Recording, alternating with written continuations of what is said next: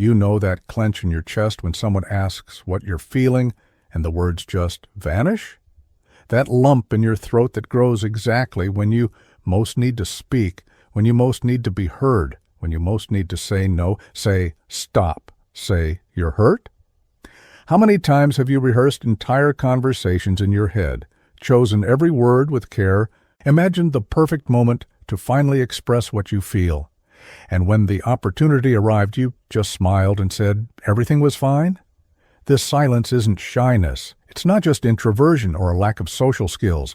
It's something much deeper, something that was built brick by brick throughout your life, in moments you might not even consciously remember, but that your subconscious holds with painful perfection.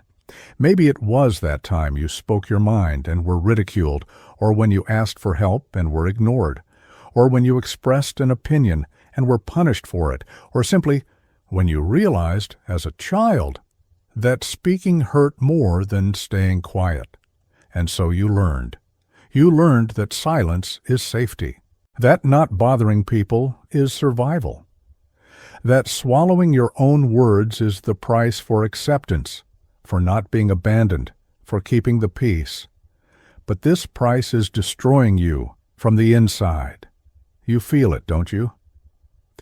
That weight of carrying 1,000 unsaid things, of accumulating grievances in silence, of smiling when you're bleeding, of agreeing when you disagree, of staying when you wanted to leave.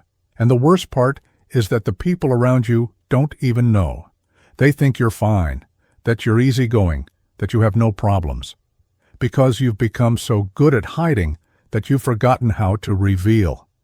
Today, through a simple choice, you're going to discover at what point in your story you learned that your voice didn't matter, and how that lesson still controls your life. There are choices that completely bypass rational mind control and dive straight into the deepest layers of the unconscious. They aren't choices you think about. They are choices you feel, that you recognize even before you understand why. Right here, in front of you, there are 4 doors. Each one represents not just a visual object, but a portal to a psychic truth, a fragment of your emotional history that got imprinted in the unconscious. A heavy, dark wooden door, fully closed, with old latches. A frosted glass door where you see figures and shadows, but nothing clearly. A door ajar, letting in a sliver of light, but not revealing what's inside. And a door locked with multiple locks, padlocks, and chains. Don't analyze. Don't try to find hidden meanings or interpret cultural symbols. That's the work of the ego, the conscious mind that wants to control everything.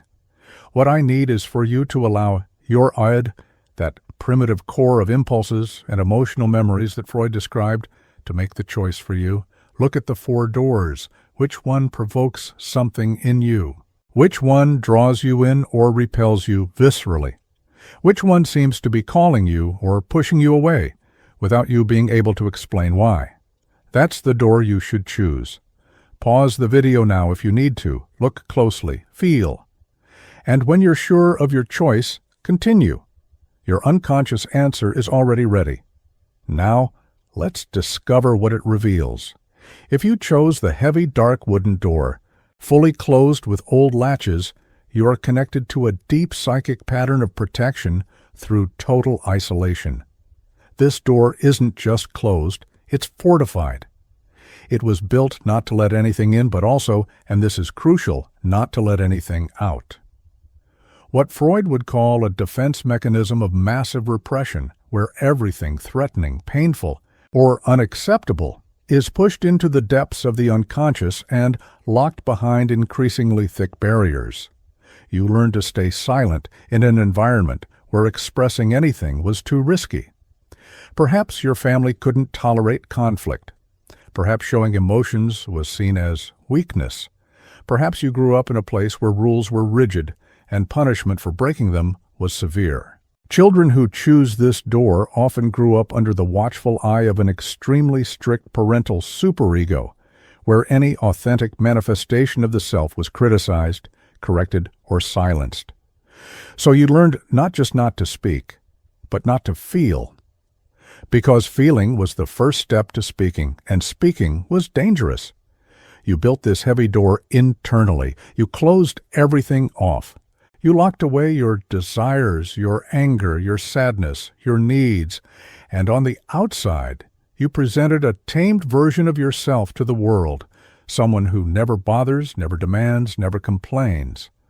But the problem with massive repression, and Freud was brilliant in observing this, is that the repressed content doesn't disappear. It ferments in the dark. It transforms. It finds other ways to express itself. You might not scream, but your body screams through psychosomatic illnesses. You might not cry, but your vital energy drains away in silent depressions. You might not fight, but you punish yourself internally with a cruelty that no one else could inflict on you. The heavy door also reveals something about your relationships. You attract, or are attracted to, people who respect your silence too much, who never push, who never question, and this might seem comfortable at first, but over time, you realize you're alone even when you're with someone. Because no one truly knows you. No one knows what happens behind this door, and part of you desperately wishes someone would insist, someone would force entry, someone would refuse to accept your facade. But another part, the part that learned that opening up is dangerous, reinforces the latches every time someone gets too close. Have you noticed how difficult it is for you to ask for help? How you prefer to manage on your own, even when you're drowning? How you minimize your problems when someone asks? This isn't strength. It's terror disguised as self-sufficiency. It's the primal fear that if you open this door, if you show what's inside, you'll be rejected, punished, abandoned, so you keep everything locked, but at an immense cost. The cost is your vitality. The cost is your authenticity. The cost is the possibility of real, deep connections with other human beings. If you chose the frosted glass door, where you see figures and shadows but nothing clearly, you are connected to a psychic pattern of profound ambivalence between revealing and hiding. This door is fascinating because it's neither fully closed nor fully open. It allows glimpses but denies definitions. It suggests that there is something there but doesn't make it clear what. In Freudian terms, this represents what we call a compromise formation, where the ego tries to mediate between the conflicting demands of the id, which wants to express itself, and the superego, which forbids that expression. You learn to stay silent in an environment of contradictory messages. Maybe your parents or caregivers said you could speak but punished you when you did. Or they showed interest in your emotions, but then used that information against you. Or they encouraged honesty, but couldn't handle your truth. Children who choose this door grew up in emotionally confusing environments where it was never clear what was safe to share and what was better, left unsaid. So you developed a sophisticated adaptive strategy. You speak, but you don't speak everything. You show yourself, but not completely. You share, but keep the essential hidden. It's as if you're constantly testing the waters, releasing small bits of truth to see if it's safe to release more. But it rarely is, because you carry a fundamental distrust that acceptance from others is conditional, that you're only loved as long as you're not fully known. Freud would describe this as a conflict between eros, the life drive seeking connection and intimacy, and the ego's defensive forces, which learn to protect themselves from relational wounds. You want to connect deeply, but you're afraid deep connection will hurt you. So you maintain this frosted glass door, allowing for closeness but not transparency. In your relationships, this manifests in interesting ways. People feel like they know you, but at the same time feel there are layers and layers of you they never access. You are close but distant, present but inaccessible.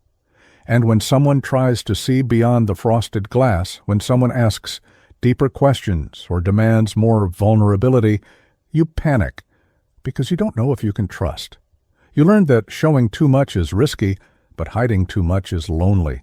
So you exist in this eternal limbo, this ambivalent dance of approach and withdrawal that characterizes many of your bonds, This also profoundly affects your relationship with yourself.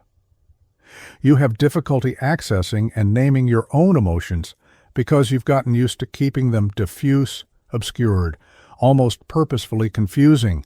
When someone asks you what you're feeling, you often genuinely don't know because you've trained your internal perception to work through this frosted glass filter. You feel something, yes, but what exactly? Is it anger or sadness? Is it fear or frustration? You're not sure. And this uncertainty protects you from having to deal with the full intensity of the emotion, but it also keeps you in a state of chronic disconnection from yourself. If you chose the slightly ajar door, letting in a sliver of light but not revealing everything within, you are connected to a psychic pattern of traumatized hope. This door is the cruelest of all because it offers you the possibility without the guarantee. It suggests you could open up, that there's light on the other side, but it keeps you in a perpetual state of uncertainty about whether it's truly safe to cross. In Freudian theory, this relates to what we call fixation in developmental stages where gratification was inconsistent. You received love, but not predictably. You were heard, but not reliably.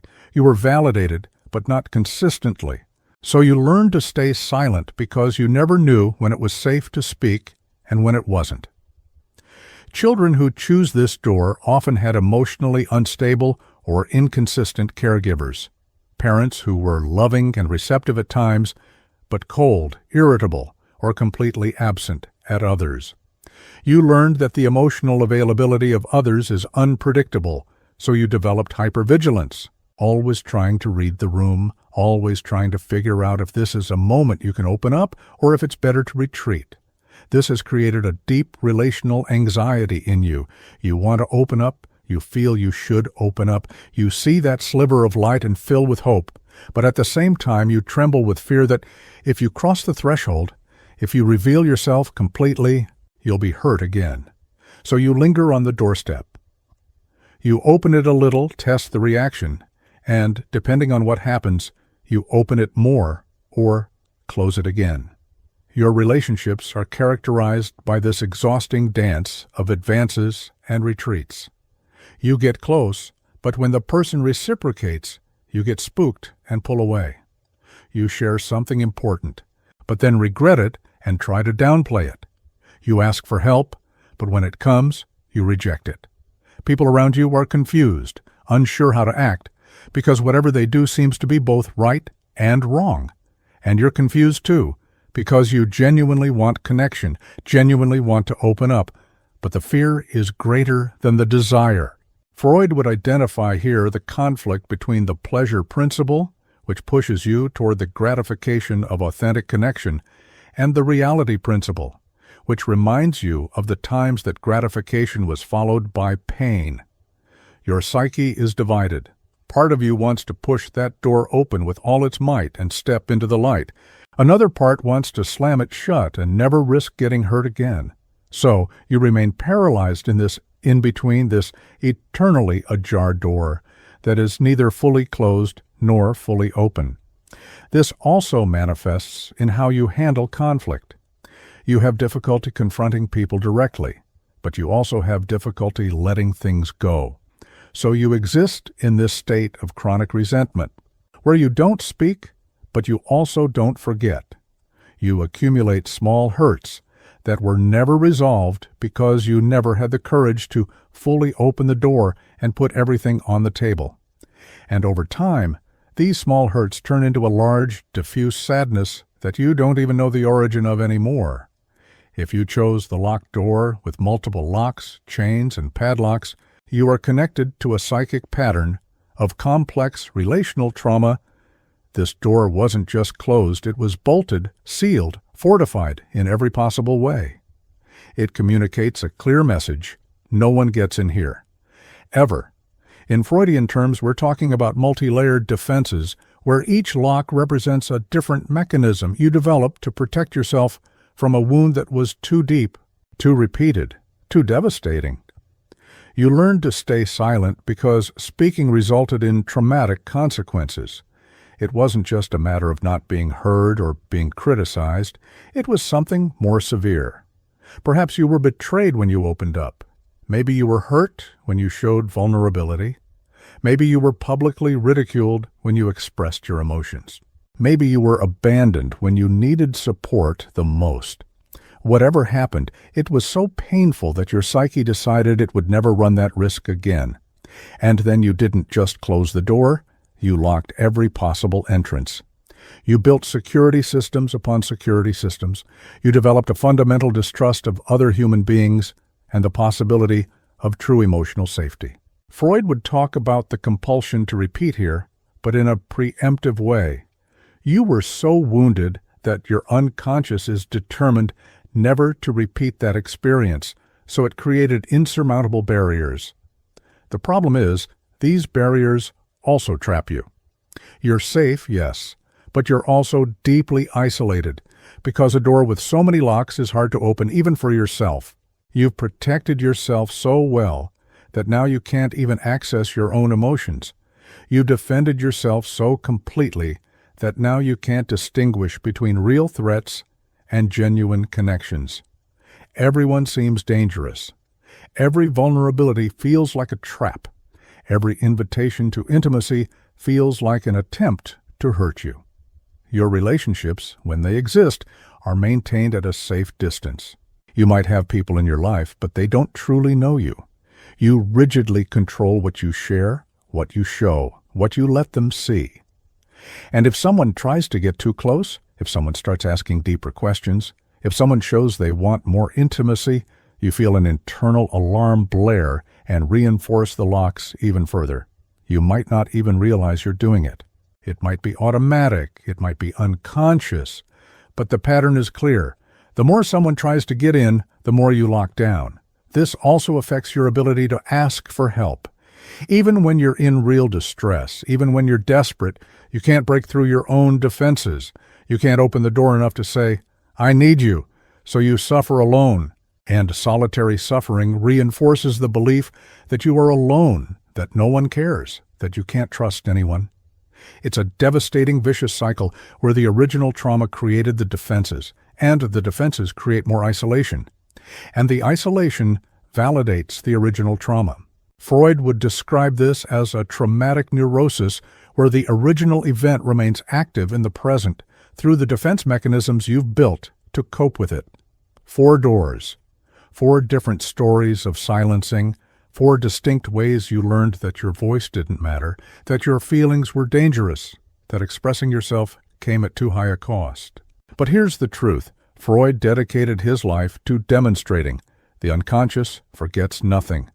Every experience that taught you to be silent is etched into the deep layers of your psyche and continues to influence your choices, your relationships, your way of being in the world. The door you chose is not a destiny. It's a diagnosis. It's a revelation of how you've protected yourself until now. And like any protection that becomes too rigid, the time has come to question if it still serves you or if it's simply imprisoning you. True freedom from a psychoanalytic perspective doesn't come from fortifying your defenses even further, but from making conscious what was unconscious. When you understand where your silence comes from, when you name what taught you to be quiet, when you recognize the mechanisms you built to survive, you gain the possibility of choice. Because until now, you weren't choosing, you were reacting, you were repeating, you were being commanded by internal forces you didn't even know. But now you know.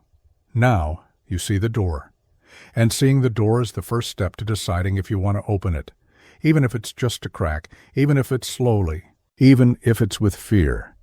Because on the other side of that door, outside the silence that has protected you but also isolated you, lies the possibility of being truly known, of being seen for who you really are, of saying what you feel and discovering the world doesn't end, of asking for help and receiving it, of crying in front of someone and being comforted, of fighting and not being abandoned, of making mistakes and being forgiven, of existing fully without having to edit, hide, minimize, or silence parts of who you are.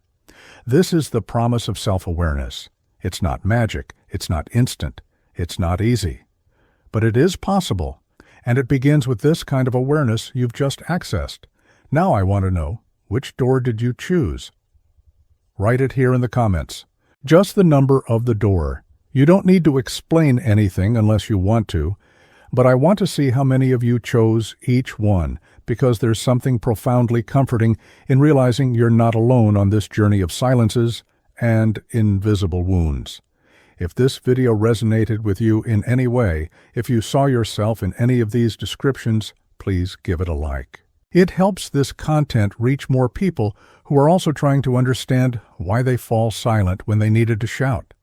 And subscribe to the channel, because every week I bring new quizzes, new psychoanalytic perspectives, new ways for you to know yourself better through the choices you make without even realizing it. Remember, you've spent your whole life learning to be silent. You don't have to unlearn it all in one day, but you have to start. And starting is recognizing the door. It's looking at it. It's understanding why it's locked. And then, in your own time, with your own courage, you can try to turn the first lock, and then the second.